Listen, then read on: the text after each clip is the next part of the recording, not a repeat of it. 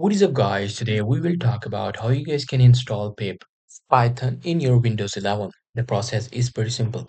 For that, first of all, you need to install Python. In order to install Python, go to Google, search for Python and download, and then simply, go to this website, which should be download Python, and then select the version you want to download and simply download and install it. Now, after once you've downloaded and installed the Python, you have to install the PIP. In order to install the PIP, you just have to go to Google and the Google search for download pip. Now, searching for download pip will take you to these pages. Here, you just have to go to this first website, which should be PyPip. Now, here you just have to click on this installation link. It will take you to this page. Now, here you just have to use these commands. Now, where to use these commands? Just press the Windows key or press the search key, and the search key search for CMD. Now searching the CMD will pop up this. Here you have right click on it and then run as administrator and then click on yes.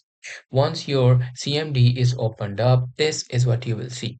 Here you simply have to, paste these commands. First of all, just paste this get command.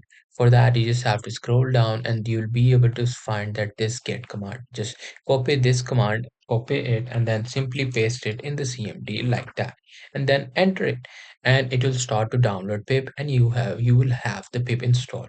However, after that you have to do this thing, which should be the upper command, which should be python minus m ensure pip minus minus upgrade, which should be looking like this. As you can see, python minus, this is how it will look. After that you have to run this command.